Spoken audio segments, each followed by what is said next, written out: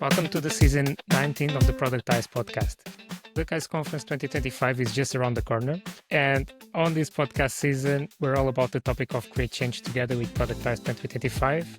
My name is Pedro Ganço, and on today's episode, I have the pleasure to welcome Bruce McCarthy. If you search for Bruce on YouTube, you'll find out that 4 years ago, he just staged at Productized Conference. I'm very happy to tell you that Bruce is now returning, and you can also get to see him live in this year's edition.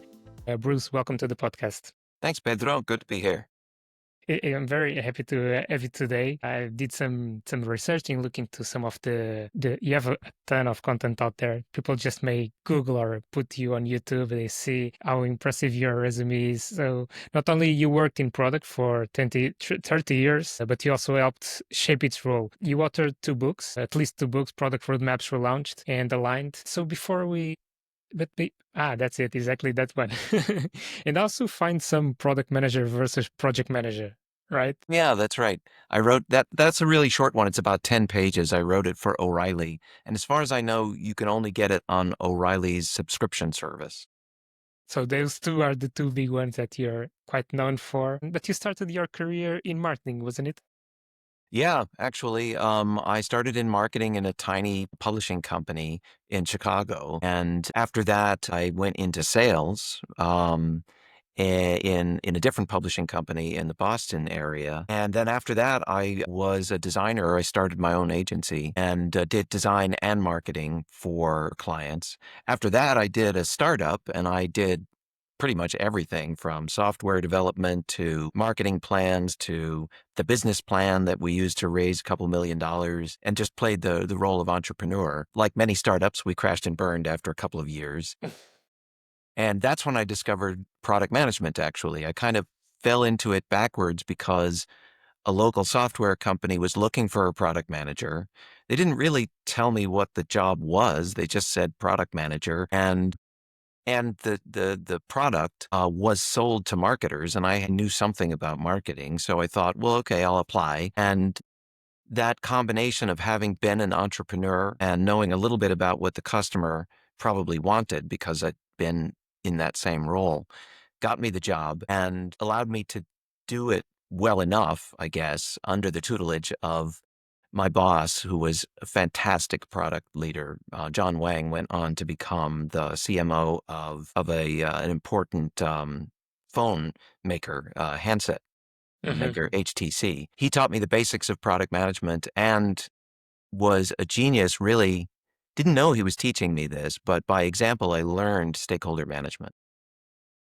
And after that, I fell in love with the role of product management, and every job I did after that was either a product manager or product manager plus other things. Often I was in charge, officially or unofficially, of engineering or design or agile enablement or partnerships, you name it. I ended up having to do it because I think of the product management role as very horizontal. As very much being the connecting role, the organizing role, the leadership role that says, okay, this is where we're going and this is all the things that we need to bring together to get there, and getting the team all lined up to do the necessary things. But then sometimes you find out that there isn't anybody on the team that has the time or the skills to do something that must be done.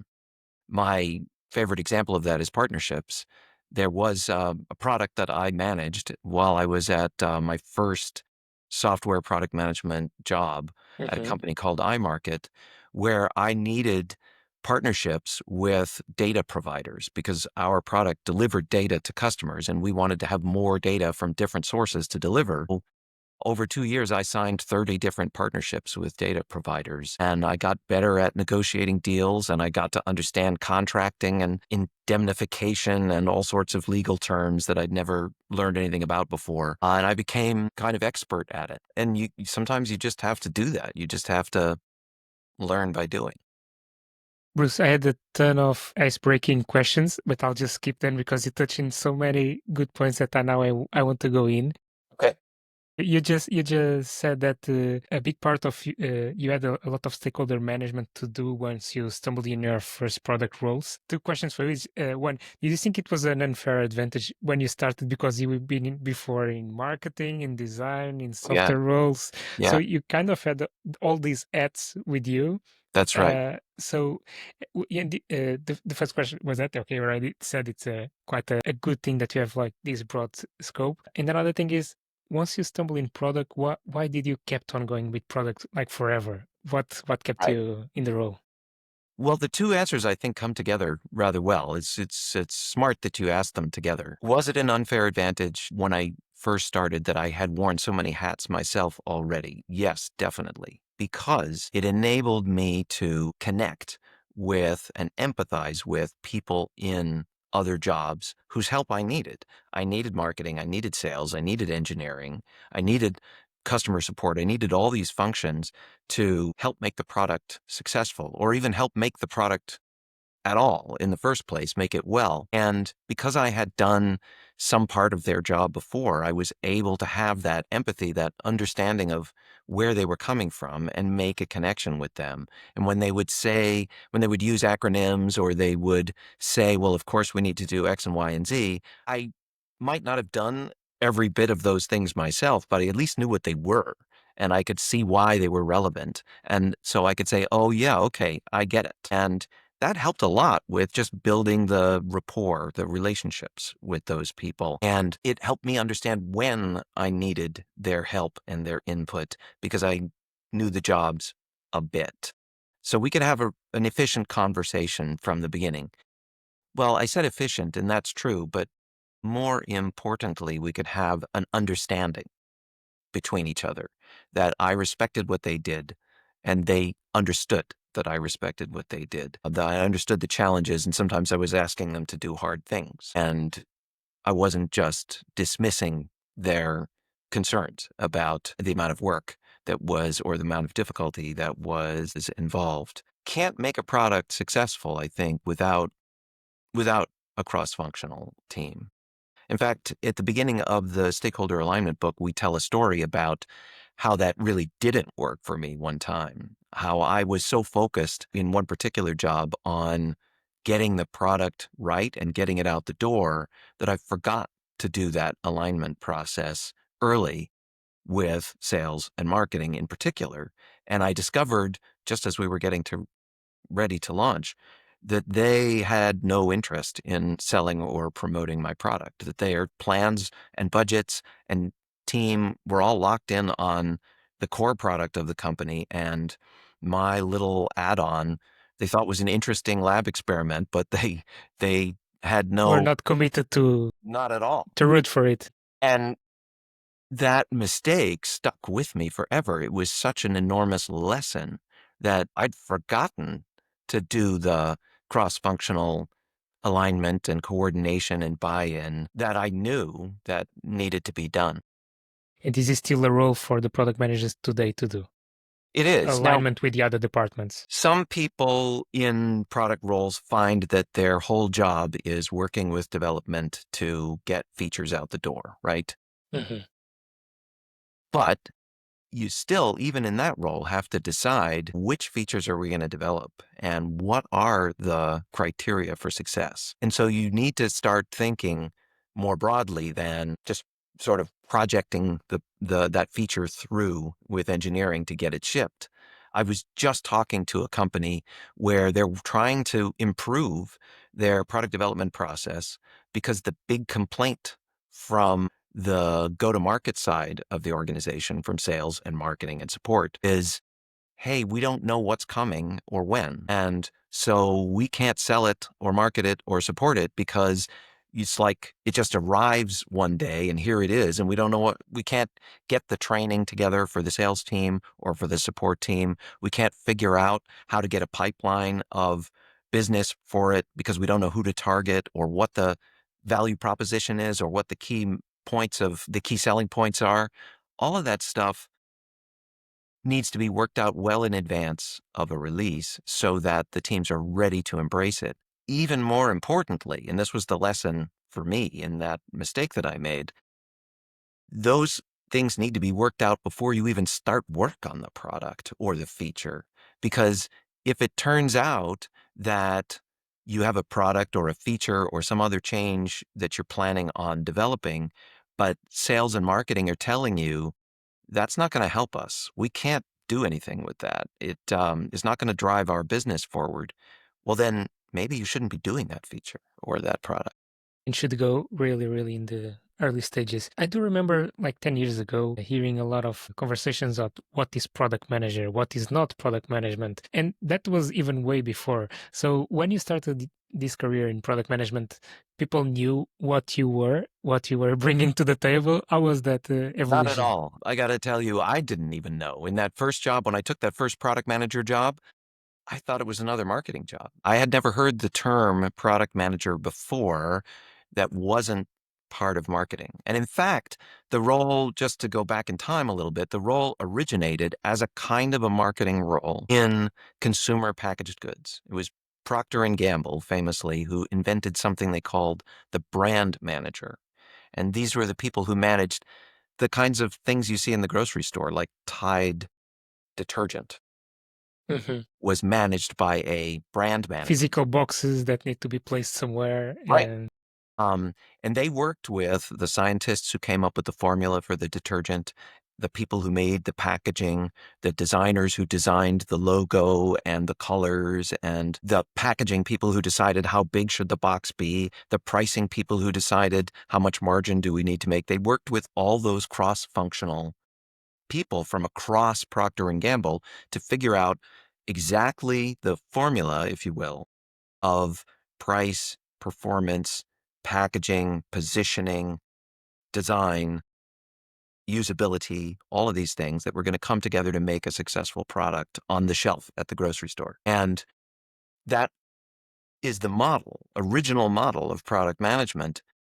It first made its leap into the tech world at Hewlett Packard. Some folks at Hewlett Packard Mhm.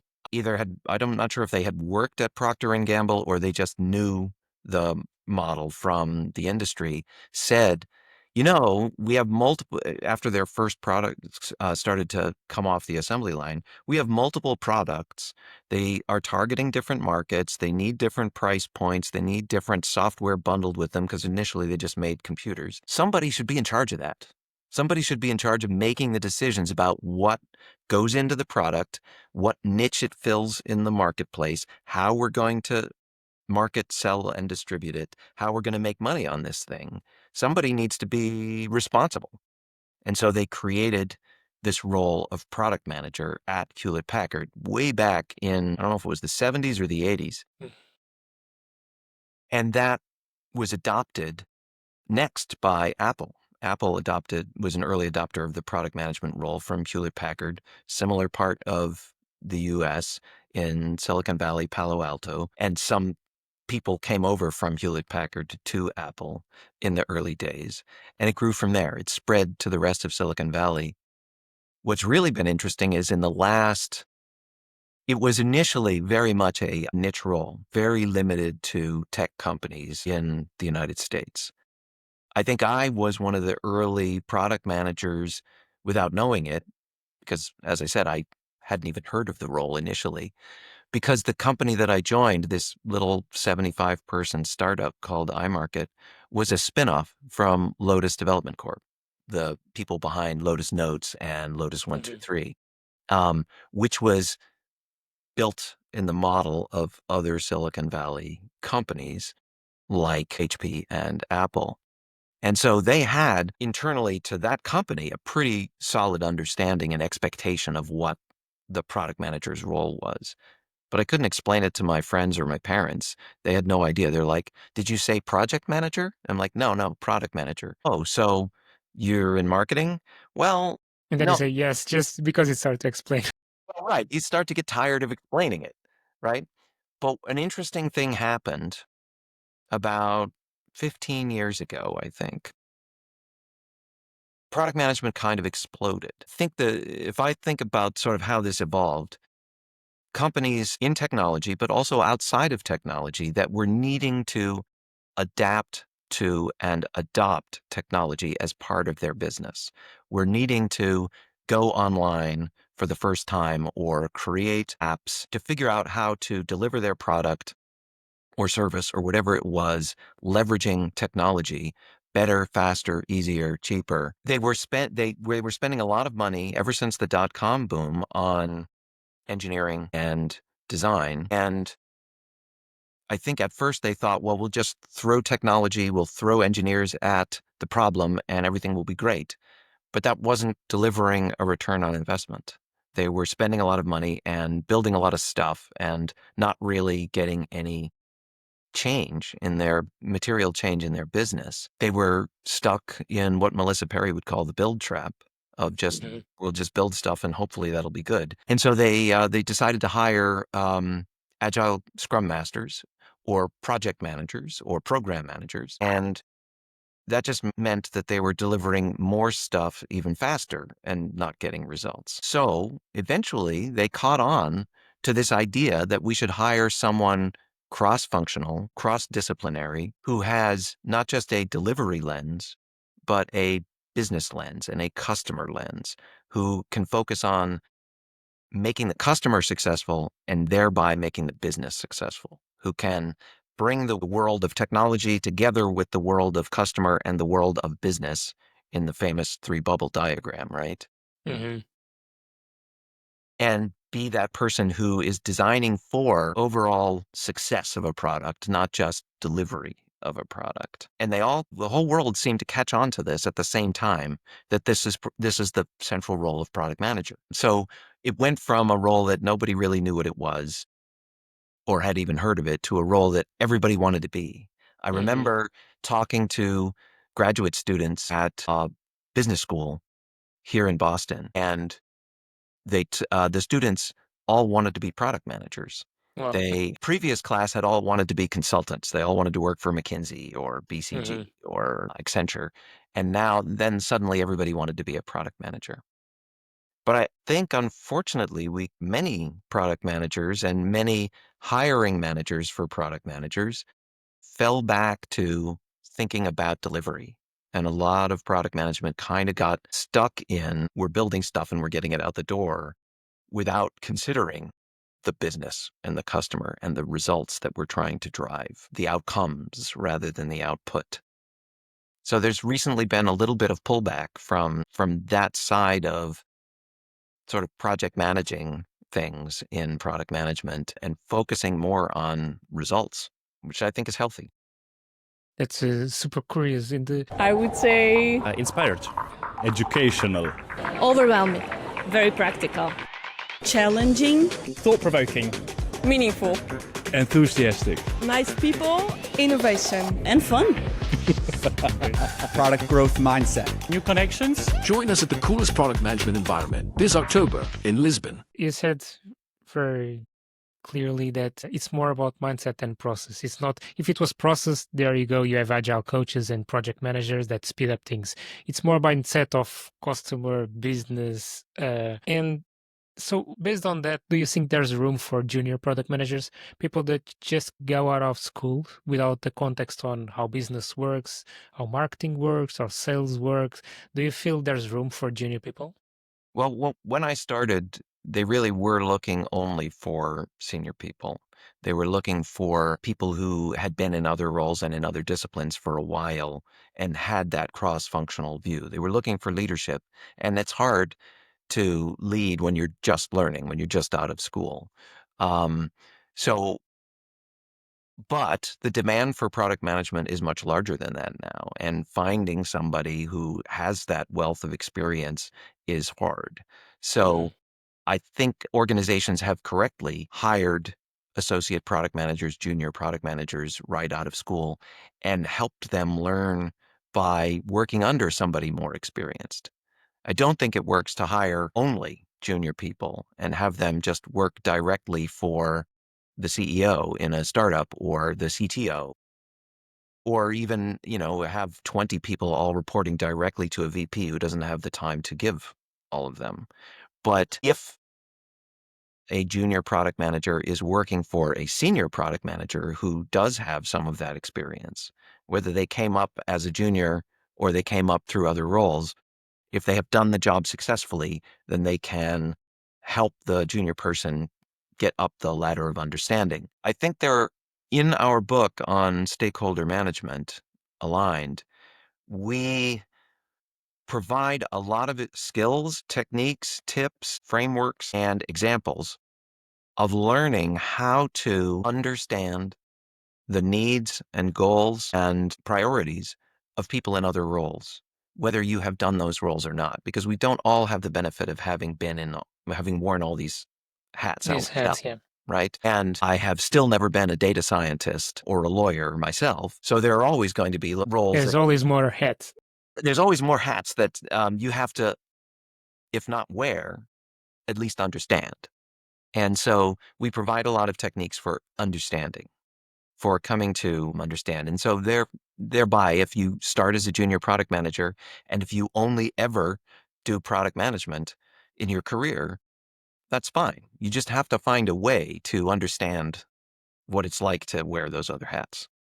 Get it. Lots of people say that junior people need to bring also this curiosity. Like you said, they need to be willing to learn and go after it. What other advice would you give someone listening to us that are thinking about, yes, I really want to go into product management role? First, which book should they start reading from you, from those two? And another one, which advice would you give if people are just starting their careers? So there are a bunch of things that you can do to learn about the other hats. And the first and best thing you can do is to find somebody wearing one of those hats and interview them. We talk in the book about what we call a stakeholder interview, which, if you're a product manager or you're familiar with the role, is almost exactly like a customer interview. Customer interviews, when you do them right, you don't do the talking, you let the other person do the talking. You don't talk about your product or your project or your feature.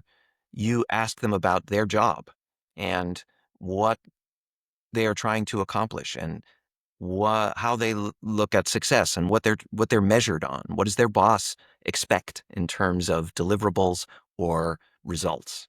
And you use the right word, I think. You get really curious about their situation, their job, their department, their work, their challenges, just like you do with customers, right? What problems do you have? What jobs to be done are you needing? And you do a lot of listening carefully, asking clarifying questions to make sure that you understand, and then repeating back what you've heard and saying, well, I think what you said is this and this and this. Is that right? Did I get it? And then what you're listening for is the person saying, yes, exactly. Or, yeah, you got it. Or I couldn't have said it better myself. And if you can get that, then two things have happened. One is you've learned some stuff. You now understand a bit where they're coming from. And the second thing that's happened is you've earned their trust. You've earned the ability to have a frank, direct conversation about priorities or goals or your stuff because you listen to them, and they're going to be much more willing to listen to you and give you advice about what you're doing. And when they give you advice, you will know where they're coming from because you've got a good understanding of their job and their priorities. So sometimes their advice is actually not going to be the right thing to do, but you will have a perspective of why they're giving it. And you'll be in maybe a position to say why you're not going to follow that advice because you have a mutual understanding of the differences between your context.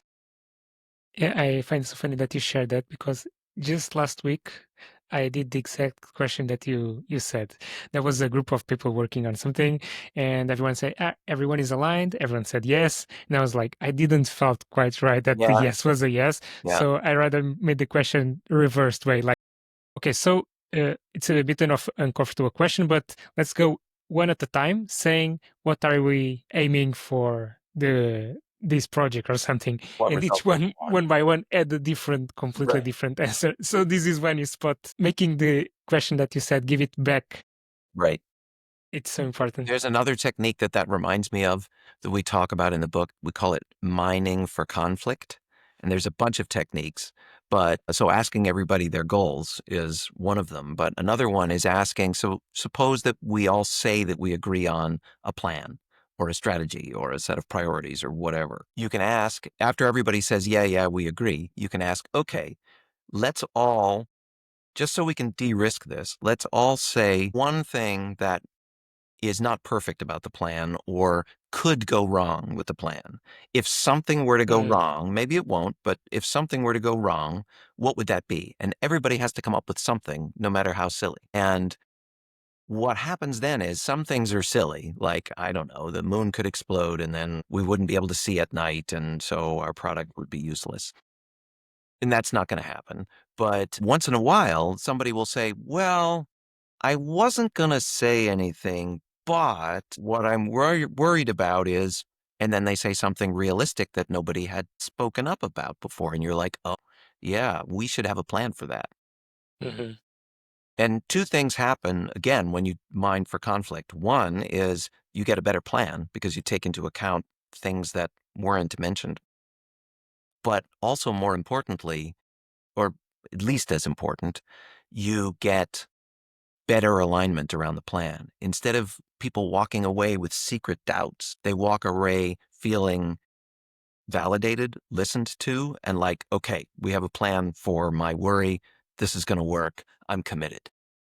The power of making just a question, what could go wrong? You immediately just create a safe space where people are supposed to say things. Right, because otherwise maybe it's risky to bring up a I don't want to be a naysayer. Right. Exactly. Now, maybe I can ask for your help in something that I struggle with in stakeholder management. I came up with some quote for you to reply. What would you say to a founder who says, vision is nice, but I need a 12-month roadmap for investors? Yeah. So I wrote a whole book about this, and I think it's okay to have a 12-month roadmap. There's just a few things to bear in mind. One is that you have to recognize that a roadmap is not just a list of features and dates. That's only a small part of the expectation of a roadmap. What people are really looking for in a roadmap is value, is being able to see that you're building towards something, that you are solving problems for customers or solving problems for your business, or ideally both at the same time. And that value to the market and value of the company are going to improve step by step through your roadmap. So if all you do is list a bunch of sort of technical acronyms or features, then they're going to have a hard time actually seeing what is the value of this. They'll be kind of like, well, okay, I guess. And you'd like instead to frame everything as, okay, this is our vision of the future. Here is the future that our customer is empowered and successful and doing awesome stuff and that they could never do before. They're super happy and they're a happy customer, and that's driving our business. So here's the millions of them that are out there that we can get to. Here's the reason they would buy our thing and how successful they are. You're describing not your product, but the change you're making in the lives of those particular customers. And when they see the value of that, they just assume that you can make money on that. But if your investors really want numbers, you can say, okay, here's the TAM and here's the willingness to pay. And the simple math is it's $1 billion opportunity, right? So you make that case of a future world that you want to achieve.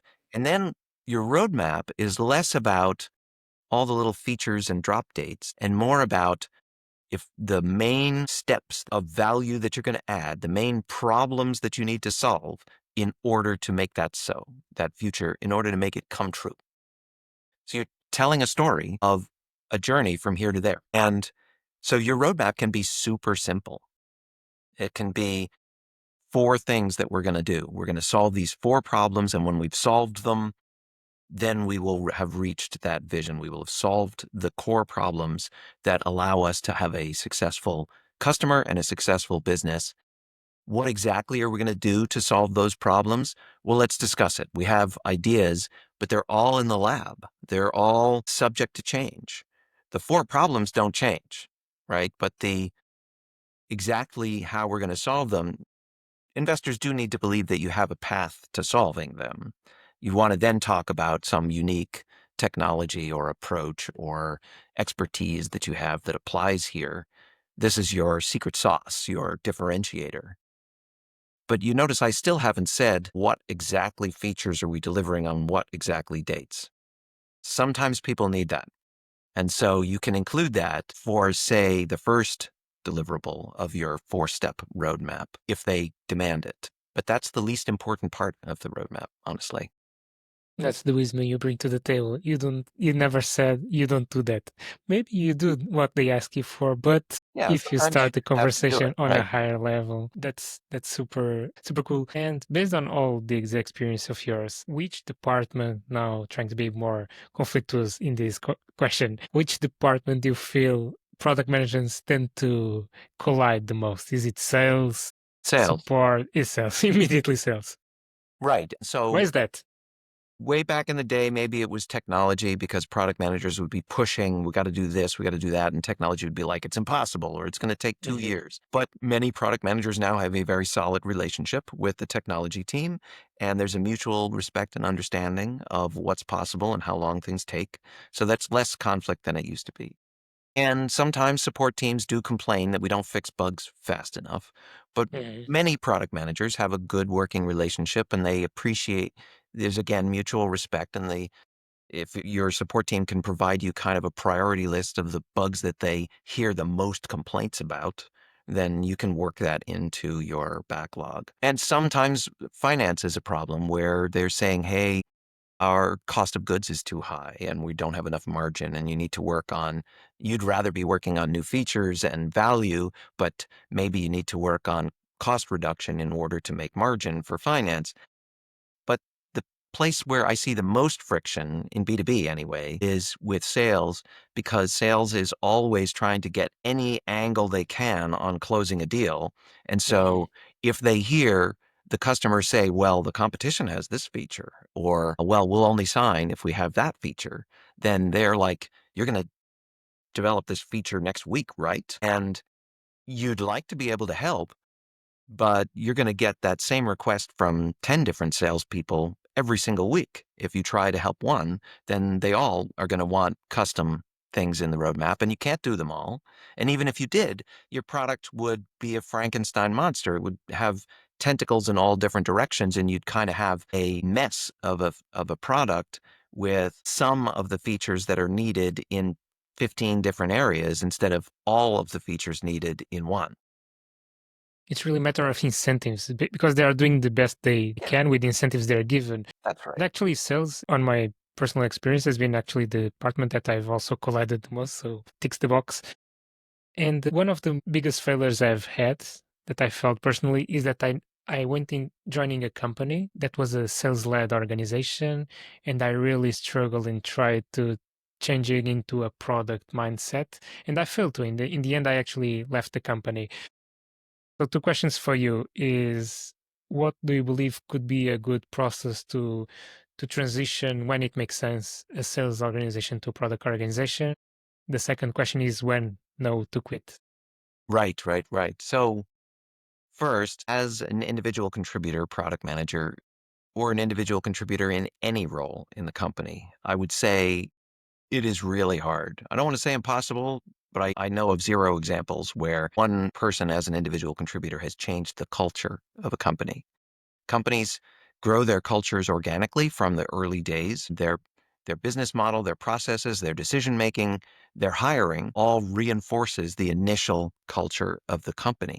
And so if it started as sales led because they hired a charismatic, very effective sales leader and they drove the business around that because it worked, well, then you're fighting all of the company's, not just culture, but just the way it operates and all of its habits and unspoken agreements. So that's hard. Now, on the other hand, I have seen some transformations from sales led to product led work if the executive team all agree. If the CEO basically says, this is This the is how change I'm we going are to do. making, right? This is the change we are making, and everyone needs to get on board. And if it doesn't work for you, well, you can work somewhere else, and that can work. It also takes, I think, if you want to make it product-led. It takes a strong product leader who can step in to fulfill the vision of the CEO of making this transition. So you need somebody who has worked in and led in a product-led organization before, who can say, who can pick up the baton from the CEO and say, okay, that's the vision. This is how it's going to work, and can get everybody to actually operate it. Got it. So it's this one should actually be top down, Yeah, I think it enforced has to be by if you're going to change the culture. to be Now, effective. you asked the question about when to quit, and I think there are a few, we do cover this in the book. There's a whole chapter where Mhm. our hero product manager, Irie, considers quitting her job and comes very close, is about to say the words, but then gets pulled back. And I won't spoil anything. You have to read the book to find out why and what happens after that. And everybody's quitting decision, I think, is personal. It's not, oh, you know what, sales led is bad and product led is better. It kind of depends on the business, right? Mhm. Sometimes it just makes sense. If it's a enterprise sale and it's a small market with only a very small number of very large customers, they're going to expect to buy from a salesperson, and they're going to expect to have input on the roadmap. It's when you can't do your job and feel good about it, I think, because you don't feel you have the autonomy, the authority to do your job the way you think it needs to be done.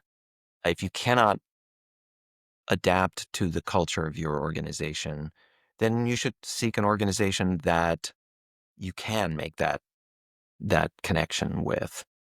Marketing led is not bad. Most consumer products are marketing led. My least favorite is probably finance led, where it's all about managing to very precise numbers and thin margins and so on. But some people thrive in that atmosphere. They're like, okay, we're going to find our way to hack our way to success. We're going to optimize, and get, go from 3 points of margin to 3.5 points of margin, and that's going to be success. Fantastic.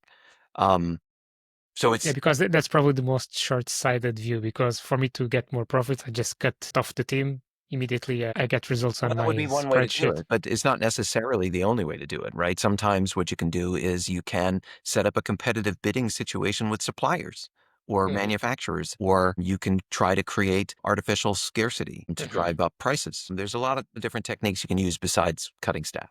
One thing I noticed when, regardless of where they're at, marketing led, sales led, product led, companies when they grow, they face these issues, these adapting the culture, the way they work. And just when listening to your previous productized conference edition, you share with us a very interesting plot where you showed some kind of efficiency with number of people in the team. Well, yeah, I do tend to see teams getting bigger and bigger and bigger, larger and larger and larger, and everything gets bulkier. So are people not aware that the more people they put on a team, the productivity does not follow? What's going on here? I think a lot of people are not aware. They're thinking of efficiency in terms of like ratios of managers to individual contributors, and they want to cut down Mhm. on the number of managers because it feels like overhead. And I understand that. And that still actually might even be the right thing to do. But think about managers as managing teams rather than managing individuals, because um, 10 people working for me, I will definitely get more results if I put them into 2 teams of 5 and give them different things to work on, or different parts of the same thing, because communication within a team is hard. It's overhead, it's work. And the more people on the team, the more of that work there is. So gradually, the amount of time that people can spend on getting stuff done shrinks, because the amount of time they have to spend coordinating with the other members of the team increases with the size of the team. If you think about it, if the team is just you and me, well, then when you and I talk, we're done. But if we add a third person to the team, now we both have to talk to that other person. And so we didn't just add the same amount of communications overhead, we added more And than it grows exponential. it does. 1 link to 3 links to 6 links, and then you go on from there. It's literally exponential. That is right, mathematically. And so the chart I was showing showed that it was right around 6 or 7 people where adding an extra person, the cost to additional communications overhead and coordination of adding that 7th person means that there is no extra productivity added to the team. Zero. It's such a big insight that I don't know if most people are aware of. Just a simple idea that productivity plateaus once the teams goes bigger than 6, 7, or Right. around that number. Right. And I think that number over time has actually shrunk.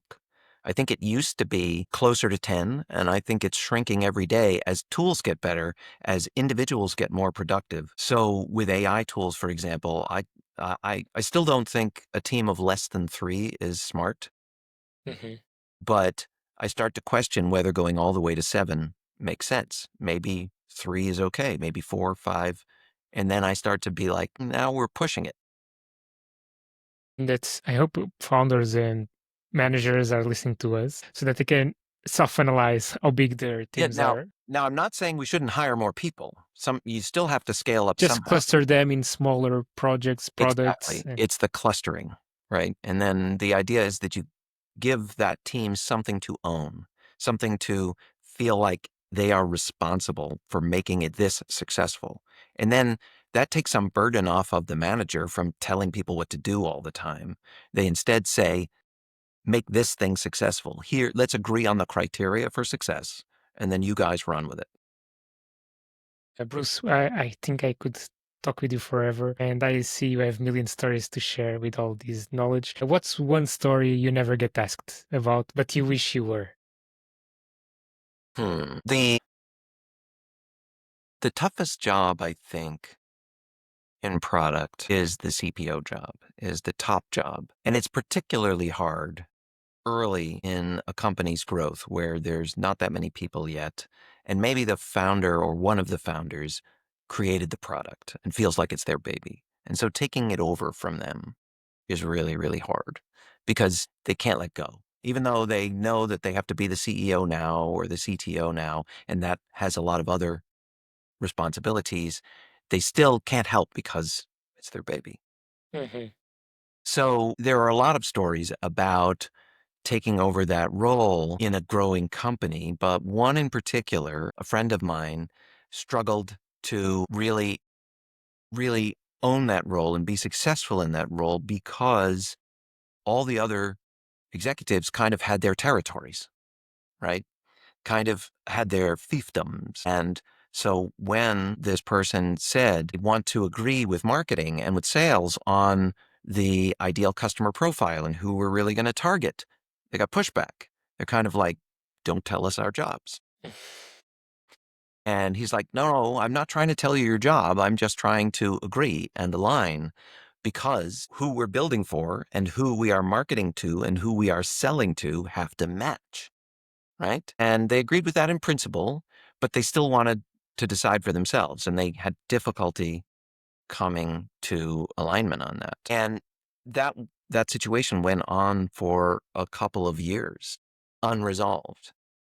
Now, ideally, what would happen in that situation is that the CPO could do a lot of good listening, rapport building, and collaboration. And ideally, where there were still gaps in their alignment, there would be somebody at the top of the house that the CEO, the president, the general manager, whatever the top title is, who could break ties, who could say, okay, I've heard both sides of the argument. I appreciate you all coming to me with kind of the business case this way versus that way.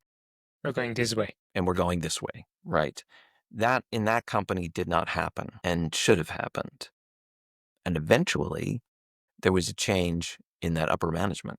The CEO was swapped out because I think in the end, while the CPO, I think, has the job of trying to bring the team together to align around some of these core strategic decisions, the CEO needs to create an atmosphere of we're going to debate, we're going to try to align, and then someone, if necessary, is going to decide.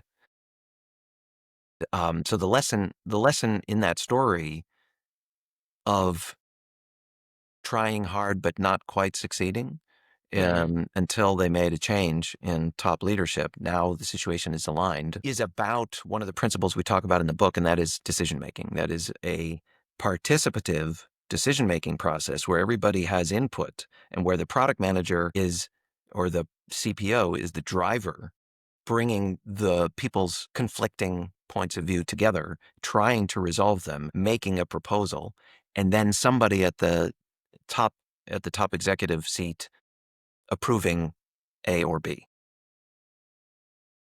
Probably this will be my last question, but now I got very curious to hear what you think about it. You mentioned the job of a CPO conflicting with some of the contributors. And the truth is, while I'm growing from a PM contributor, working with a 2 or 3 person team, then managing teams and managing PMs and managing very set of group of products, what last advice would you give to someone on this journey they could better adapt once they go from one role to the other? Because it will lead more towards people in the end rather than Well, it working. does, So right? At first it's about the skills. It's about making good decisions. It's about executing strongly.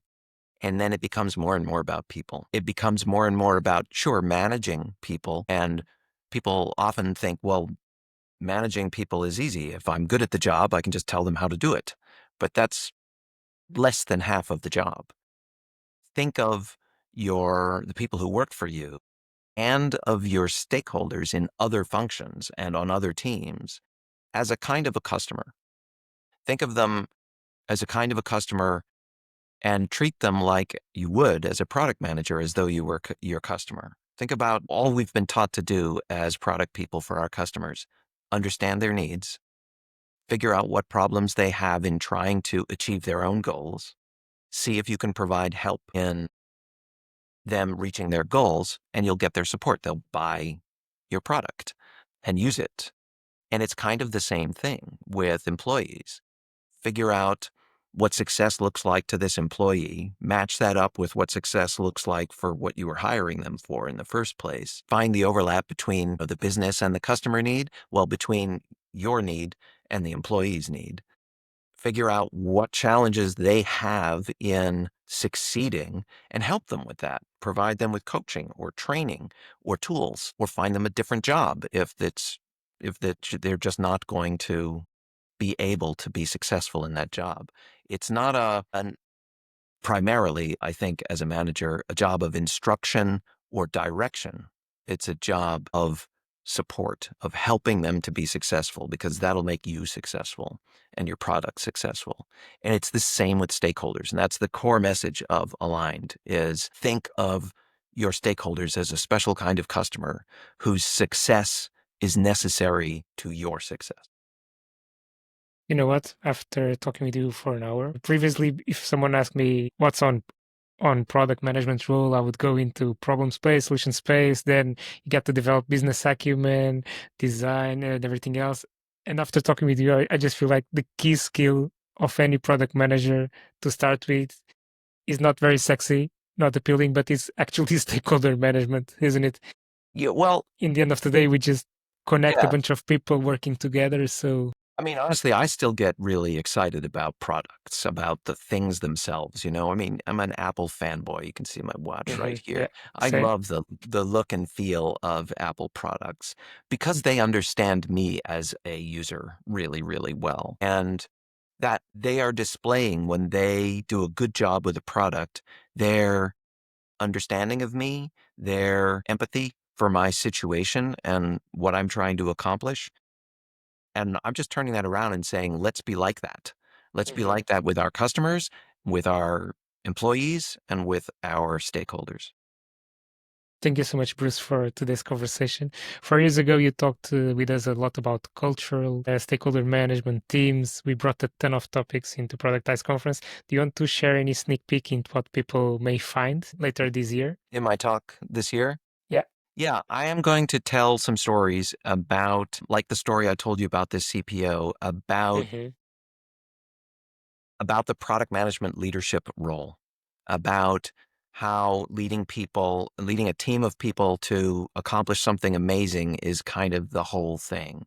you got to kind of get them excited about, what if we had a way to put 1,000 songs in your pocket, or to make it possible for you to track all of your health metrics right on your wrist. That gets me excited. And so I'd like to be able to get people excited. But there's a couple of other aspects to it that I think are very timely that I want to discuss this fall.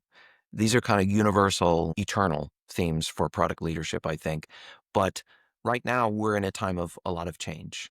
Everybody is thinking about how to use it, to incorporate it into the product or incorporate it into their job, or get people to make prototypes without actually having any engineers involved. So one of the key challenges is telling the difference between strategy and tactics, is between having an unchanging vision of the future and adjusting to the uncertainty of change. There's also a bunch of economic uncertainty right now, right? So you never know, how is business going to be in a couple of months? Are tariffs going to put us out of business or what? So you've got to take a goals, results, and strategy approach rather than a firm deliverables and I was going to say roadmap, but what I really mean is delivery plan approach. And so I'm going to talk about some stories of companies doing that, and I'm going to talk about how to think about those things and provide some tips. I'll be there in the first row listening to you. Really looking forward for it. I'm looking forward to it too. Thank you so much. Anywhere people may find you, any upcoming projects that you'd like to share before we go? Yeah. You can always come to productculture.com. I have a weekly, I call it a nano letter because it is so short, not a newsletter. It's called One Thing. And that's the theme, I'm just telling you one thing that you need to know about product culture, about the mindset and the practices. And it's so short that it's faster to read it than to put it into your folder of things that you mean to read. That you want to read later, Right. but you never do. Right. So that's the easiest place to reach out to me. Also, if you are in senior leadership, I run a group of chief product officers and other VPs at the top of the practice in their organization. It's an intimate, peer support, expert-led kind of, it's called a mastermind group, where you can not just talk about best practices, but really dive in a confidential way into your specific challenges with trusted peers. And so if that's you and you're looking for something like that, reach out to me, Bruce@productculture.com. Thank you so much. For everyone listening, don't forget to also follow Productized on LinkedIn. Subscribe to this podcast for more shows like this one where we bring the best people that we have in product world. And don't forget to comment. We'd love to hear from you. Thanks again for listening. And remember, change is something we can all create together. See you in the next episode. Thank you so much, Bruce. Thank you, Pedro.